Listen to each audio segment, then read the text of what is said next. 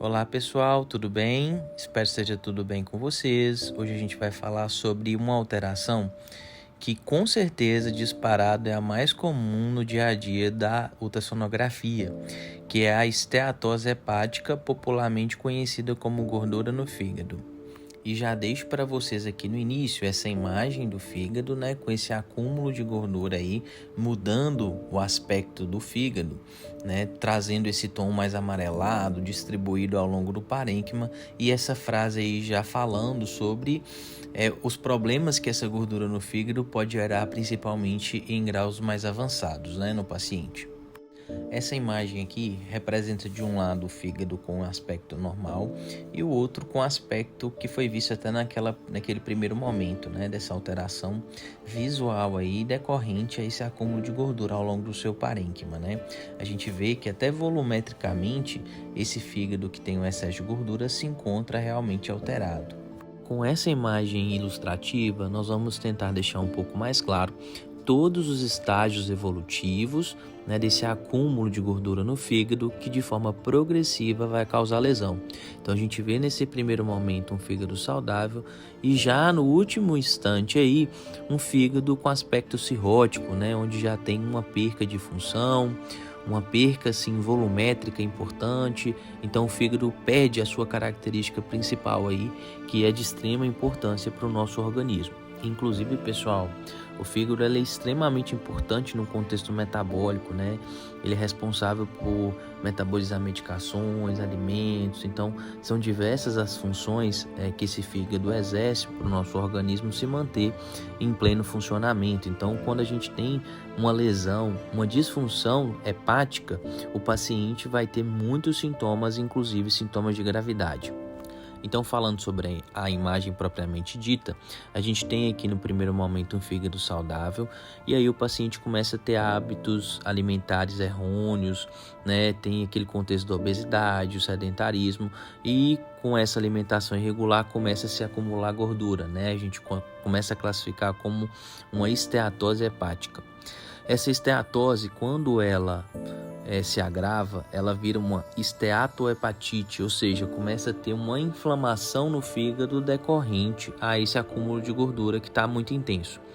E conforme o paciente continua com os maus hábitos e essa progressão de gordura continua acontecendo, o fígado começa a ter um processo inflamatório e essa inflamação começa a ter lesões, provocar lesões no parênquima que posteriormente vão gerar fibrose. E aí essa fibrose começa a retrair, né, os hepatócitos, o parênquima hepático, e naquelas regiões esse fígado vai começar a perder sua função. E aí o paciente começa a entrar com esse aspecto mais cirrótico, né, que já é um grau muito avançado de adoecimento hepático. Uma outra questão importante a se enaltecer nessa imagem é que da esteatohepatite a gente consegue ver que o processo é reversível, ou seja, a gente pode sair de uma esteatohepatite, voltar para a esteatose e posteriormente voltar para um parênquima normal. Basta o paciente mudar os seus hábitos, perder peso, que de fato é o que a ciência mais comprova como efetivo para o tratamento desse acometimento nos dias de hoje. Mas depois que vira cirrose, a gente já não consegue reverter o quadro mais.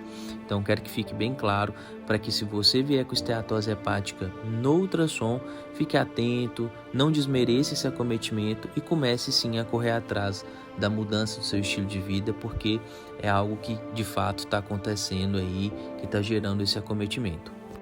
Eu gosto sempre de exemplificar para vocês a alteração no contexto ultrassonográfico, né?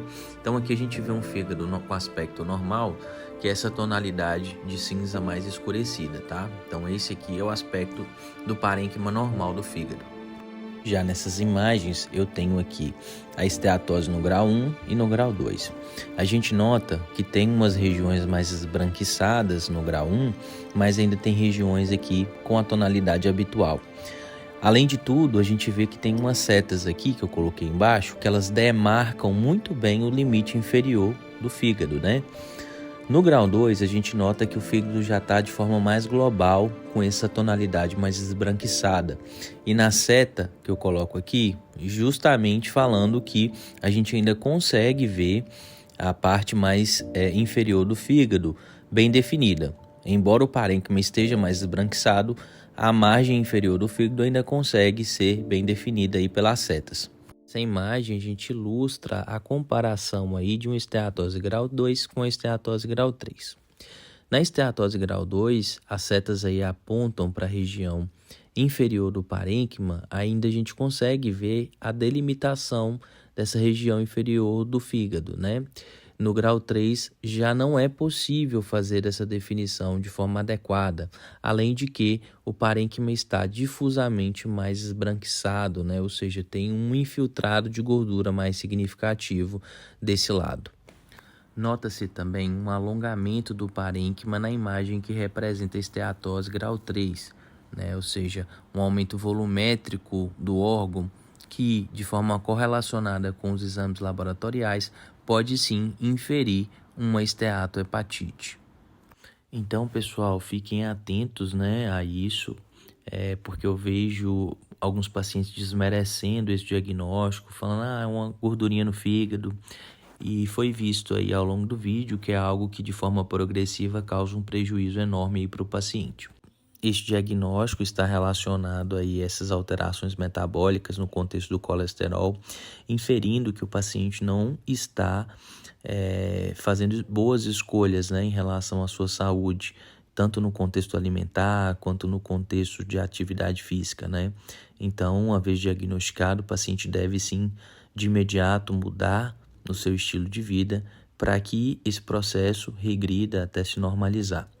Qualquer dúvida, pode deixar aí nos comentários, né, que com todo prazer eu vou responder assim que possível. Um abraço.